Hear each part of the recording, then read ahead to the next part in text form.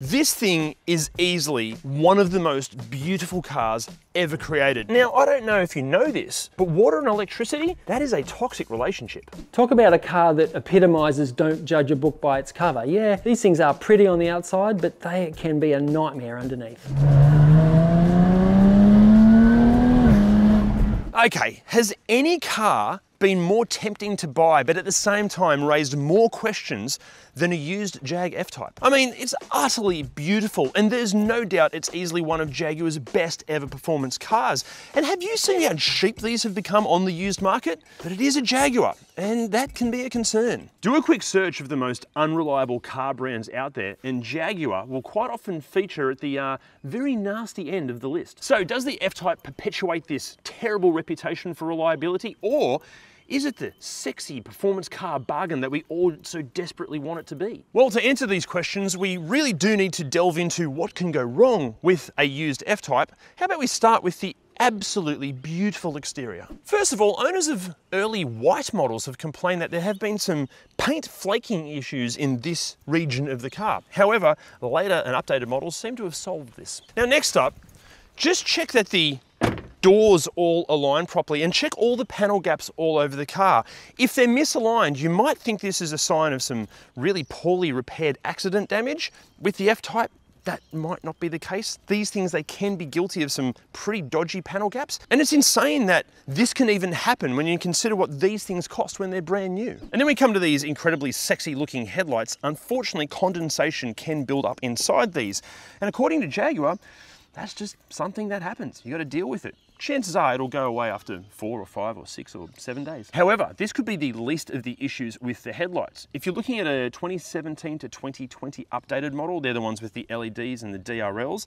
The DRLs are guilty of having all sorts of issues, just flickering or just not working. Now, this issue, it's honestly so bad that in the US, there's a class action lawsuit about it, and there's even full Facebook groups dedicated to the problem. And a quick warning about this, if the F-Type you're looking at is out of warranty and you need to get this headlight fixed, some owners have been quoted in excess of $5,000 per headlight to sort it out. But even once you fix it, some owners have found that the problem just comes back again after about 3 years. I suppose the positive with this is you can sort of budget for it, sort of becomes a service item. However, that's not it for electronic gremlins. According to many owners, the fuel filler cap, it can refuse to lock. The sexy brake lights can remain lit even when you're not braking. This is just generally a switch on its way out. But then the pop-out door handles, they can sometimes refuse to pop out or sometimes refuse to retract. Jaguar, why are you making this way more difficult than it needs to be? Just have a normal door handle. And then some 2014 and 15 models had an issue with the BCM, or the body control module. It could have a tantrum and it wouldn't let the rear spoiler pop up or go back down. However, this could be the least of the issues with the rear spoiler, but we'll come back to that in a second. Now, on convertible models, this is generally quite reliable, shouldn't have a problem. Although some owners have found that when the roof is closing, it won't quite close properly. It nearly gets there, then kind of gives up. And then other times when it is completely open, sometimes some of the mechanism can sit proud of the roof once it's closed. Generally speaking, just restarting the car will fix this issue most of the time. And then on the coupe models, just check that around the opening aperture that the seals haven't perished or haven't been damaged at all. They apparently can perish prematurely, because if they are perished or if it's damaged, water can leak into the car. Oh my God, this can be a nightmare. But what can make this potential nightmare of water leaking into the car even worse is that apparently the gaskets around the base of the mechanism for the rear spoiler, they're starting to perish, and that can let water in. Got to be careful of this as well, because even if the car's fully serviced, this isn't generally checked during routine servicing and maintenancing. So maintenance, just make sure it doesn't leak back here. Now look, the reason you need to be all over these water leakage issues in the back of the car is because under the boot floor, as you can see, is the battery for the car and a whole host of electronics. And when water leaks in, guess where it ends up going? Down there with the electronics. Now, I don't know if you know this, but water and electricity, that is a toxic relationship. Now, to give you an idea of how serious this can be, we've spoken to a few owners and they've claimed that if you let water just sit in there, worst case scenario, it can corrode loads of the electronics and even some of the wiring loom, and it can be eye-wateringly expensive to repair. Some owners have been quoted in excess of $30,000 to sort all this out. For God's sake, if you own one of these, make sure the thing isn't leaking. And if you're in the market to buy one, it needs to look like this, okay? No signs of water ingress at all. Now, speaking of things being moist that can ruin people's lives, and especially if you're watching this from the Northern Hemisphere or cold climates, make sure you get underneath and check for any signs of rust or corrosion. It's not as big a deal here in Australia, but rust and corrosion can impact the rear subframe and the rear diff pretty extensively. If you catch it early enough, it shouldn't be a problem, but if you let it go, it can be a major issue. Next up, look, this isn't a fault as such, it's just more of a first world complaint. But when the rear view camera is fitted to these standard, they basically drill a hole here and put the camera in, but it gets filthy in no time, so you can't see through the rear camera. What Martin has done with this F-Type is fit an aftermarket camera, which I actually think looks far more integrated and almost more of a factory finish than just drilling a hole in the back of the car. Another advantage with going down the aftermarket route for the entire car is it means you'll avoid another massive complaint from owners here, which is just some of the exorbitant prices JLR will try to charge you for bits and bobs with the car. Now, the hot tip here from owners is to do your homework on aftermarket parts, especially when we're talking suspension components, brakes, engine parts, things like that, because quite often the aftermarket parts can outlast the OEM stuff, it can perform better than the OEM stuff, and chances are it's going to save you some money. Even when it comes to if you want to track an F-Type or if you want to extract the maximum amount of performance out of it, quite often quality aftermarket parts are the way to go here. And our hot tip when it comes to aftermarket parts is to hit that Automotive Superstore link down below. No matter if you're after performance suspension and engine parts, or maybe off-roading parts, driving lights, dash cams, infotainment systems, car care, speakers, whatever you need, Automotive Superstore carry over 400,000 different products from over 500 different manufacturers, and everything is covered by a full manufacturer's warranty. However, one thing that Automotive Superstore probably can't help you out with is just trying to work out the convoluted mess that is the F-Type range. But that's what we're here to do. Let's try and simplify this. First of all, you know how cars generally have a mid-cycle update, sometimes 2 updates if they were in production for as long as the F-Type was? Well, that didn't occur with the F-Type. These were upgraded, or at least changed, every single year of production. And remember, these were in production for 11 years. And I know there are 3 main iterations, but even within those iterations, major changes were made, honestly, pretty much every year. For example, in 2014, a year after production of the convertible started with their supercharged V6 and V8 engines, a coupe was introduced. In 2015, all-wheel drive models became an option, as did a 6-speed manual for the V6s. In 2018, a 2-litre 4-cylinder turbo joined the range, the in-car tech received an upgrade, and the aesthetics were given a subtle facelift. But in 2021, the facelift was far more extensive and the 4 and 6-cylinder engines were dropped from the range. And then in 2024, Jaguar called a wrap on the F-Type for good. Now, you may have noticed in that engine graphic that there were different power outputs for the V6 and V8 engines. And that's because Jaguar offered the F-Type in a ludicrous number of different trim specs and models. Have a guess how many different trim specs of these there are? Like, say 10, maybe 12, maybe 15? No, 54. 54! However, here in Australia, look, I don't know how we coped because we only received 22 of them, but 54 variants. Look, Jaguar, I understand that when the car's in production for 11 years, you've got to, change up the range to keep it spicy and interesting, but 54 variants. Do you want to see what 54 variants looks like? Here you go, here's a graphic.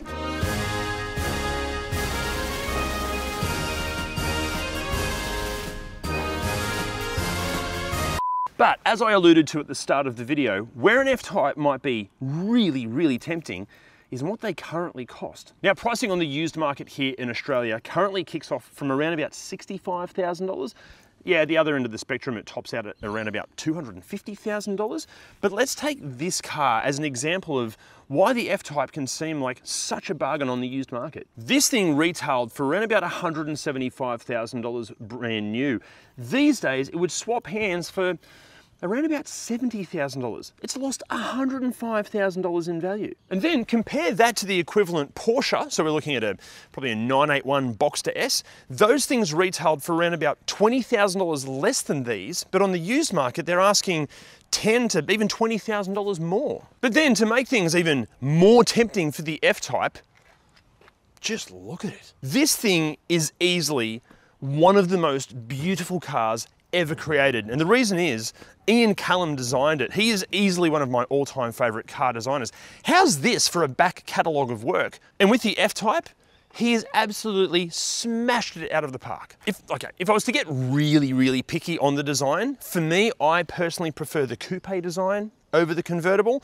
In the post-2021 update, I just feel like they've added too much sheet metal to the front 3/4 of the car, so it kind of looks like the car's half asleep. But on the pre-update cars, like, I don't know how he's done this. It's somehow fun and aggressive at the same time, and I could just stand here and look at it for hours.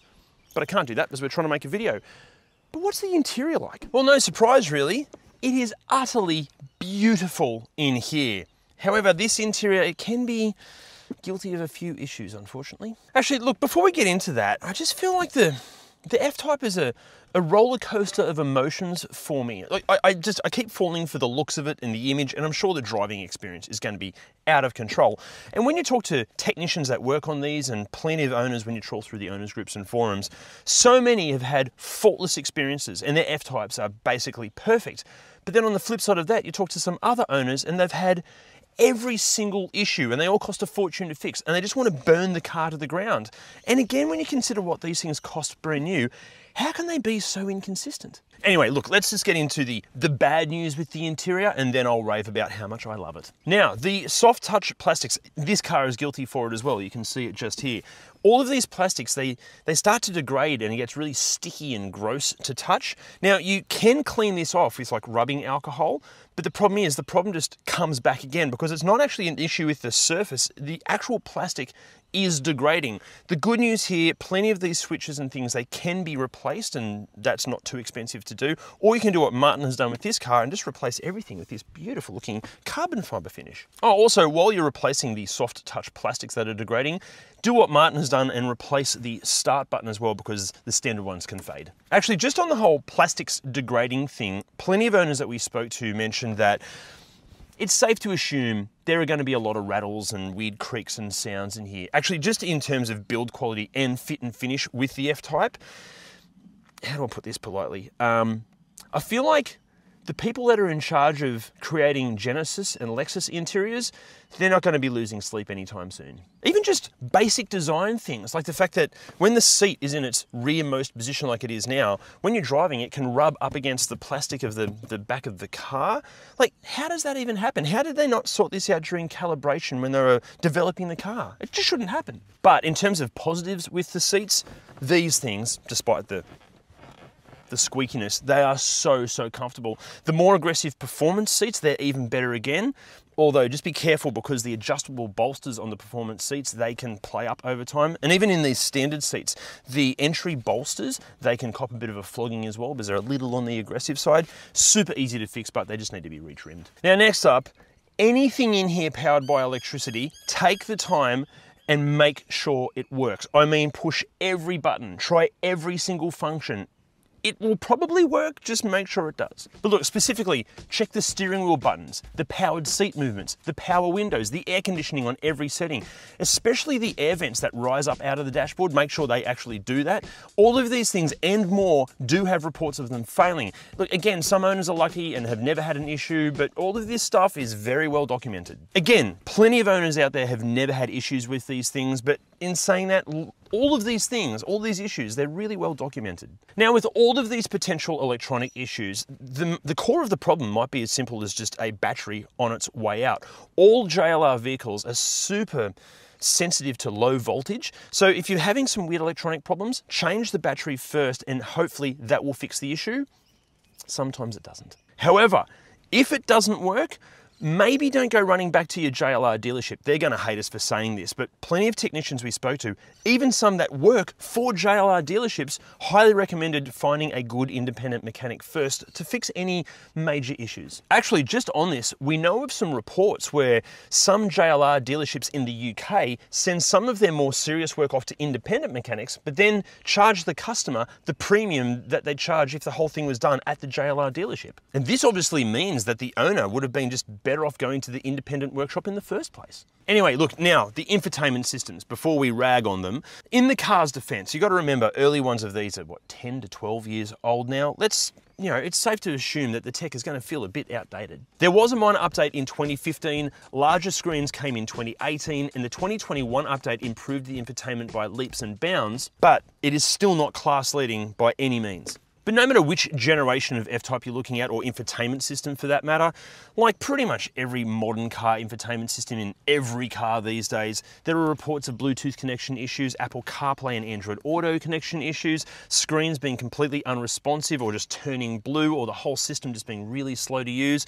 Even the connection between the rear view camera and the screen can be glitchy at best. But again, remember, plenty of owners out there have not had a problem. Although the owners that have had problems with them highly recommend just binning the standard system and fitting quality aftermarket infotainment systems. And if you're watching this from Australia, Automotive Superstore is who you need to talk to. Even when it comes to just the speakers and the sound system, plenty of owners are really underwhelmed with the sound quality from both the standard system and the optional premium sound system. But again, the hot tip from the owners here is that when you do replace the speakers, also fit extra sound deadening in the doors, because it can make a world of difference. But look, enough complaining for a second. Let's talk about the positives with this interior. And for me, it's just the overall vibe of the place. The design I love. It's so driver-centric, as it should be for a car in this class. Also, no matter what iteration or trim spec or what options are fitted, it looks fantastic. Although, if I was going to be really, really picky, there are about half a dozen different fonts on everything in here, and that can really detract from a feeling of quality. I mean, this font is different to the font on the gauges, which is different to this font, different to the font on the screen. It just looks like a bit of a parts bin special. But then, look, the seating position. I'm exactly 23 centimeters taller than AC/DC frontman and Jaguar F-Type owner Brian Johnson. This is in my driving position, obviously, and it is just spot on. Plus, there's loads of adjustment.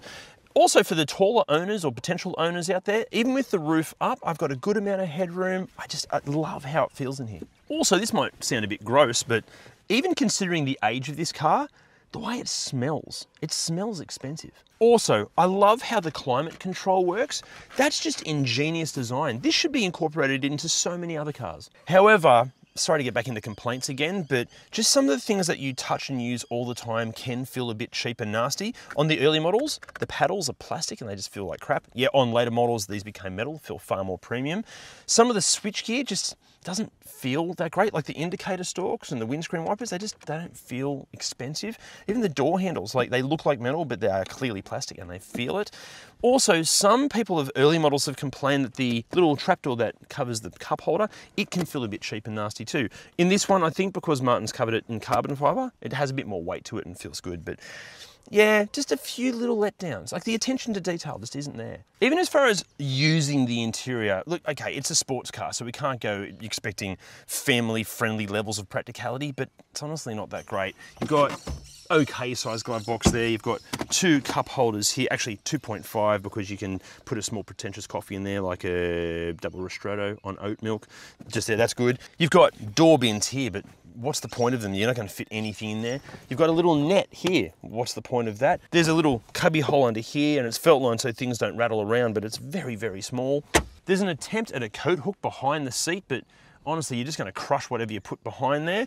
That's about it. There's nothing under here. There's obviously nowhere for sunglasses. There's nothing under the seats. Not great for practicality. And then as far as what, features and equipment and just stuff you're going to get, obviously with so many different iterations and trim specs in the car existing forever, this can vary dramatically, let alone if you've ticked one of the endless Jaguar option boxes on the car, or the previous owner has. But overall, even the early base model F-Types are relatively well equipped. Move up the food chain and yeah, you're going to get more stuff. Now, in terms of practicality in the boot, generally speaking, this is where the spare wheel for the car hides. But I feel like this is one of those scenarios where the designers finished off the design and engineering of the car, and then somebody like a work experience kid went, hey, where's the spare wheel going to go? And they went, oh, spare wheel, I didn't even think of that. Bloody hell. Tell you what, just stuff it in the boot and let's hope nobody notices. Because look how little room, even without a spare wheel in here, there's hardly any space. The coupe, way, way better in terms of practicality, still probably not class leading in this category of car, but let's be honest, this is a bit of a joke. Speaking of being a bit of a joke, I'm afraid there's a chance that your behaviour is a bit uncalled for, because we've noticed that of everybody that watches our videos, about 75% of you haven't subscribed to ReDriven.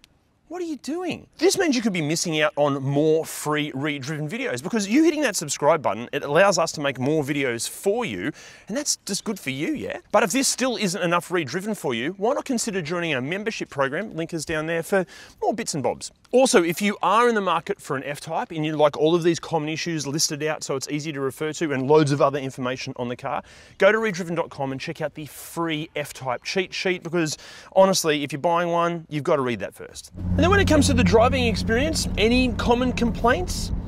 No, not really. About the only issues you might run into are just sort of more age and wear and tear related. Unfortunately, the first thing you might notice is just the amount of rattles and plastics squeaking and making weird noises. It is quite a distraction. And then, look, when you're on a test drive, make sure you accelerate really hard and brake hard and have a proper go through the corners. If the car's pulling to one side or the other, or it just feels a bit wobbly in general, it could be a good sign that some of the suspension components, like the bushes, might be on their way out. Now look, this isn't necessarily the end of the world. If anything, it might give you some more bargaining power when it comes time to negotiate a price. But you do have to ask yourself, if the previous owner hasn't replaced something as simple as suspension bushes for the car to be at its best, where else are they cutting corners? And then some owners have had some issues with some of the functions that you use when driving. For example, sometimes the drive modes can be unselectable, sometimes the instrumentation, it can get a bit flickery, and sometimes the voice command can seem to have a mind of its own. For example, navigate to home. Navigating home in poor conditions can be dangerous. Ensure all safety systems are working at their best. Worn wiper blades, for example, can severely reduce visibility. Replacement costs from some manufacturers are ridiculous, and aftermarket blades may not fit or perform properly. To avoid this, click the Wipertech link below for 15% off and free express shipping on top quality wiper blades. They're easy to order, simple to fit, and the only blades the ReDriven team uses. You'll love them too. Now, she is 100% right. Although in saying that, if you do what Martin has done and lend us your car to feature, well, you won't have to hit that Wipertech link, because we're going to give you a set of Wipertech blades for free as a thank you present. If you'd like to volunteer your car, simply email me via the link below or shoot us a message on the socials. But look, positives, when an F-Type is at its best, it can be a truly phenomenal car to drive. Actually, this is where an F-Type can be really, really dangerous, because even a model that is riddled with issues, a few seconds behind the wheel, and all is forgiven, or at least forgotten. Look, I love a hot hatch or a spicy sedan, but there's just something about a car that from day one was designed to be a sports car. There's something about it. There's something about the way they drive. It's in their DNA. Plus, unlike plenty of those cars, an F-Type, it just feels special all of the time. And look, okay, an F-Type might not have a Porsche 911 or a Cayman or a Boxster's dynamic abilities or depth of talent, but who cares? It doesn't matter, because an F-Type, it has its own personality going on. However, in saying all of that, I have had some seat time in the 4-cylinder versions of these, and I'll be honest, it didn't really do it for me. Surely the whole reason you buy a car like this is for the, the theatre that it gives you. But in the 4-cylinder, okay, people will always look at you because it's stunning, but it lacks a bit of drama. Look, it's not a bad car at all, but deep down, you really want an F-Type with at least 6 cylinders. But then I don't necessarily think you want an F-Type with 8 cylinders, because I drove an F-Type R Coupe when it was new back in the day, and like obviously the sound was amazing and it was a wild car, but I just remember being frustrated all the time, because in the real world with our road conditions and our police force, I spent way more time decelerating and jumping on the brakes than I ever did giving it the beans. But then there's this supercharged V6, this thing. Honestly, this is the perfect have your cake and eat it too scenario, because it's plenty fast enough to scare your friends or friend, but at the same time, not so fast that you're going to be handing your license over every time you breathe on the throttle. Look, if I was going to be really, really picky, I do feel like a Mazda MX-5 actually has a more refined feeling to the suspension tune, and these P0 tyres do very much prove that it has to be on seriously premium rubber to be at its best, especially in the wet. But honestly, overall, this thing just gives you everything you'd want from a car in this category. It's honestly that good. And also, just listen to it.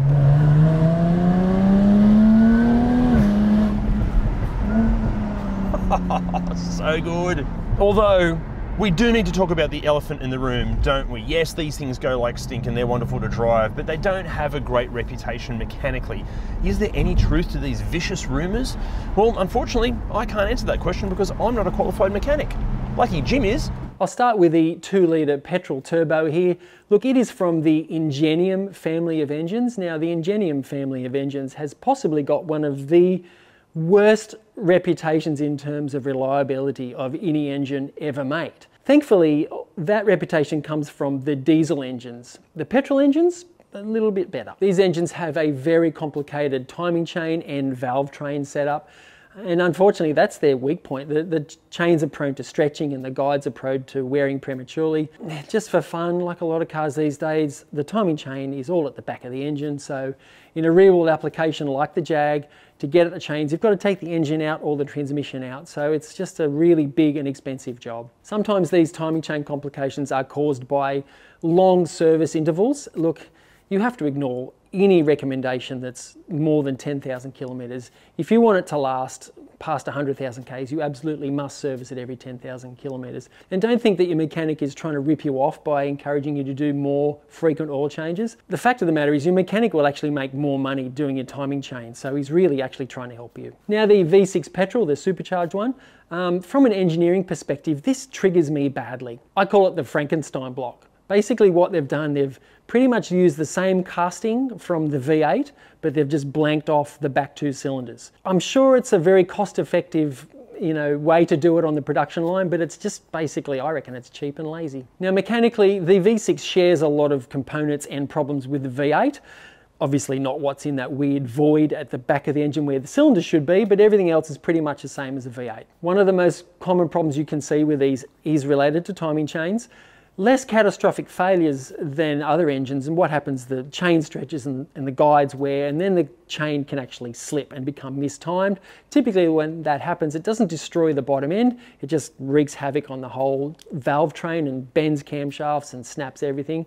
But yeah, it's a very expensive mess when that happens. Now if they're rattling, yeah, they're giving you a warning, but sometimes they can also just fail spontaneously. But yeah, if you hear it rattling, fix it as soon as possible. There are some reports of the 2013 to 2015 year models having an issue with their front crankshaft retaining bolt that holds the front pulley on. That bolt can basically come loose or break. I should mention it's less than 10%, but it definitely can happen. And when that breaks or comes loose, the whole engine timing just goes completely out and destroys itself. It doesn't give you any warning whatsoever. If you're worried, there are aftermarket bolts to replace. They're a much stronger bolt. There are technical service bulletins from Jag that do mention this, but there are no active recalls.